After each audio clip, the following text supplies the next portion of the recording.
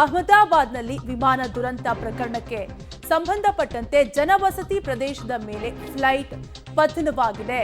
Flight ಪತನವಾಗಿದ್ದು ಕ್ಷಣಾರ್ಧದಲ್ಲೇ ಬೆಂಕಿ ಹೊತ್ತಿ ಆವರಿಸಿದೆ. ಕೂದಲೆಳೆ ಅಂತರದಲ್ಲೇ ಕೆಲವರು ಬಚಾವಾಗಿದ್ದಾರೆ. ಬೆಂಕಿಯುಂಡೆಯನ್ನ ಕಂಡು ಜನರು ಸ್ಥಳದಿಂದ ಕಾಲ್ಕಿತ್ತಿದ್ದಾರೆ. ಅಹಮದಾಬಾದ್ನಲ್ಲಿ ವಿಮಾನ ದುರಂತಕ್ಕೆ ಸಂಬಂಧಪಟ್ಟಂತೆ ಜನವಸತಿ ಪ್ರದೇಶದ ಮೇಲೆ ಫ್ಲೈಟ್ ಪತನವಾಗಿದ್ದು ಕೆಲವರು ಅಲ್ಲಿಂದ ಕಾಲ್ಕಿತ್ತಿದ್ದಾರೆ.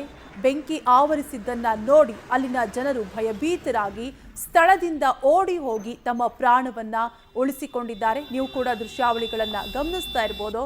ಕೆಲವು ವಾಹನಗಳು ಕೂಡ ಅಲ್ಲಿ ಸುಟ್ಟು ಕರಕಲಾಗಿದ್ದು, ಆದರೆ ಸ್ಥಳದಲ್ಲಿದ್ದಂತಹ ಕೆಲವರು ಸ್ಥಳೀಯರು ಅಲ್ಲಿಂದ ಓಡಿ ಹೋಗಿ ತಮ್ಮ ಪ್ರಾಣವನ್ನ ಉಳಿಸಿಕೊಂಡಿದ್ದಾರೆ. ಭಯಭೀತರಾಗಿ ಸ್ಥಳದಿಂದ ಕಾಲ್ಕಿತ್ತಿದ್ದಾರೆ.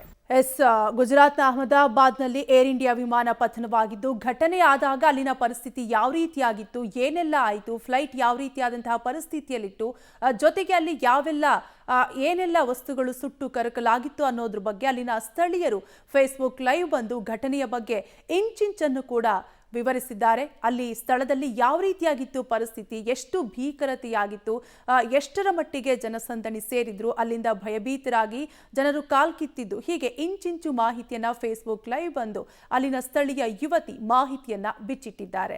ಈಗಾಗಲೇ ಗುಜರಾತ್ನ ಅಹಮದಾಬಾದ್ ಏರ್ ಇಂಡಿಯಾ ವಿಮಾನ ಪತನ ಘಟನೆಗೆ ಸಂಬಂಧಪಟ್ಟಂತೆ ಸಾಕಷ್ಟು ಮಾಹಿತಿಗಳು ಲಭ್ಯವಾಗ್ತಾ ಇದ್ದು, ಇನ್ನು ವಿಮಾನ ಪತನವಾದಾಗ ಅಲ್ಲಿ ಯಾವ ರೀತಿಯಾಗಿ ದುರಂತ ಘಟನೆ ನಡೀತು, ಅಲ್ಲಿನ ಪರಿಸ್ಥಿತಿ ಯಾವ ರೀತಿಯಾಗಿತ್ತು, ಗಾಯಾಳುಗಳ ಪರಿಸ್ಥಿತಿ ಯಾವ ರೀತಿಯಾಗಿತ್ತು ಅನ್ನೋದ್ರ ಬಗ್ಗೆ ಅಲ್ಲಿನ ಸ್ಥಳೀಯ ಯುವತಿ ಇಂಚಿಂಚು ಮಾಹಿತಿಯನ್ನ ಬಿಚ್ಚಿಟ್ಟಿದ್ದಾರೆ ಫೇಸ್ಬುಕ್ ವಿಡಿಯೋ ಮಾಡುವ ಮೂಲಕ.